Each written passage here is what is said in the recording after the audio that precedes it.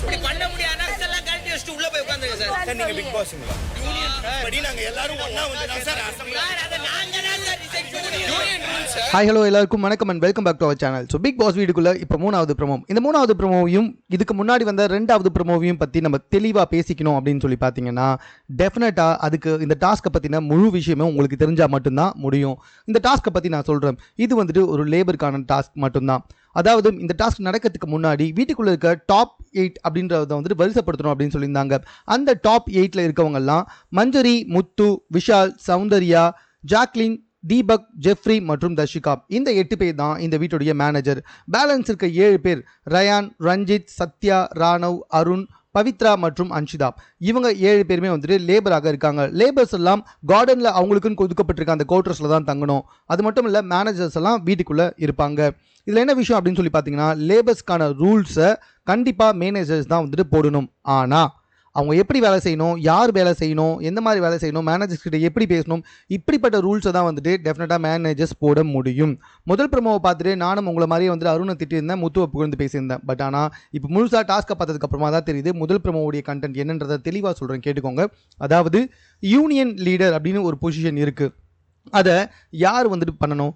Managers தான் union லீடரை தேர்வு செய்யாருவாங்களா, இல்லைனா தொழிலாளர்கள் எல்லாருமே ஒன்றா சேர்ந்து யூனியன் லீடரை தேர்வு செய்வார்களா? காலையில் அருண் இதைத்தான் சொன்னார்.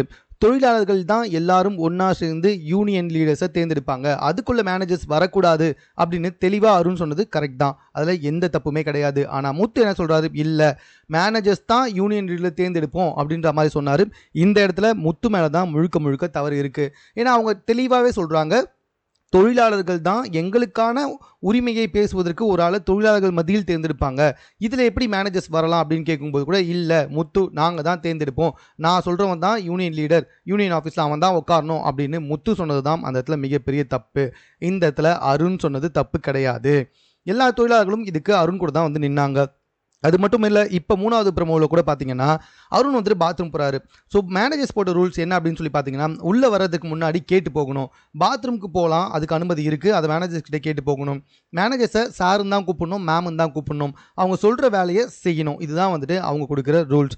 ஸோ இதில் வந்துட்டு பாத்ரூமுக்கு அருண் கேட்டு தான் போயிருக்காரு. பட் இருந்தாலும் முத்து வந்துட்டு டைம் ஆகிட்டு போயிட்டுருக்கு, அவர் வரதுக்கு முன்னாடி பேசிடலாமா அப்படின்னு பேசும்பொழுது இல்லை எல்லாருமே வந்துட்டோம் அப்படின்னு லேபர்ஸ் சொல்கிறாங்க. உடனே மஞ்சரி பாத்ரூமுக்கு போன முத்துவை அருணை திருப்பி கூப்பிடுறாங்க. அருண் வந்துட்டு உள்ளே வராரு.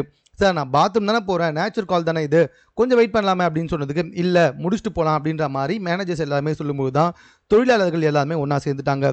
அப்படிலாம் வந்துட்டு உங்கள் வாட்டத்துக்கு நாங்கள் வர முடியாது, பாத்ரூம் போயிட்டு வந்துட்டோம் அப்படின்னு சொல்கிறாங்க. ஆனால் முத்து அதை பயங்கரமாக கண்டிக்கிறாரு. ஸோ இந்த இடத்துல வந்துட்டு நீங்கள் ஒன்றும் பிக் பாஸ் கிடையாது அப்படின்ற மாதிரி வந்துட்டு முத்துவை பார்த்து அருண் கேட்குறதும் கரெக்டு தான். ஏன்னா பாத்ரூம் போயிட்டு வந்து தான் நான் வருவேன் அப்படின்னு அருண் சொல்கிறாரு. இல்லை நான் சொல்கிறது தான் நீ செய்யணும் அப்படின்னு சொல்லிட்டு முத்து சொல்கிறாரு. நீ ஒன்றும் பிக் பாஸ் கிடையாது அப்படின்ற மாதிரி அருண் சொல்ல தான் இந்த இடத்துல பிரச்சனைகள் அதிகமாகிட்டு இருக்கு. ரெண்டாவது, நாங்கள் சொல்கிறது தான் நான் கேட்கணும், அதான் இங்கே ரூலில் இருக்குது அப்படின்னு சொல்லிட்டு, ஆனால் அதே ரூலில் தான் பாத்ரூம் போகிறதுக்கு அனுமதி கொடுக்கணும் அப்படின்ற மாதிரி ரூலும் கொடுக்கப்பட்டிருக்கு. ஸோ இந்த ரூலை முத்து தான் வந்துட்டு மீறுறாரு. காலையில் யூனியன் லீடர் தான் தொழிலாளர்கள் தான் தேர்ந்தெடுக்கணும் அப்படின்னு அருண் சொன்னது தான் கரெக்டு. முத்து மேனேஜர்ஸால் தான் தேர்ந்தெடுப்போம்னு சொன்னது முத்து பேசினது ரொம்ப தப்பு. இங்கேயும் அதே தான், அருண் பாத்ரூம் போயிட்டு வந்ததுக்கு ஆரம்பிச்சிருக்கலாம், அவங்களுக்கு லேட் ஆகுது அப்படின்றதுனால எல்லாமே கூப்பிடுவதான். ஸோ தொழிலாளர்கள் எல்லாமே ஒன்றா சேர்ந்துட்டாங்க, யாரும் வேலை செய்ய மாட்டாங்க அப்படின்றது தெளிவாக சொல்லிட்டாங்க. ஸோ இந்த இடத்துல வந்துட்டு மேனேஜர்ஸ் எல்லாமே சரி ஓகே பார்த்துக்கலாம், மேனேஜர்ஸ் எல்லாருமே முத்தோட கால் தான் அங்கே இருக்குது. ஸோ அவர் வந்து என்ன சொல்கிறாங்க, சரி இந்த வீடு 2ஆ பிரியாது, அவங்கள நம்மளாம் பார்த்துக்கலாம் அப்படின்ற மாதிரி அவரும் ஒரு வீராப்பா பேசிக்கிட்டு இருக்காரு.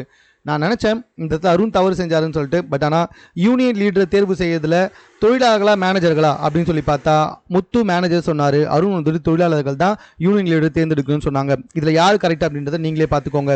இப்போவும் பார்த்தீங்கன்னா பாத்ரூம் போயிட்டு வந்ததுக்கப்புறமா இந்த மீட்டிங் ஆரம்பிச்சுக்கலாமே அப்படின்னு சொன்னதுக்கு இல்லை உடனே ஆரம்பிக்கணும் அப்படின்னு சொல்லிட்டு முத்து சொல்லி இந்த இடத்துல பிரச்சனை வந்துச்சு. இந்த இடத்துலையும் யார் வந்துட்டு தவறு செஞ்சாங்க அப்படின்றத புரிஞ்சுக்கோங்க.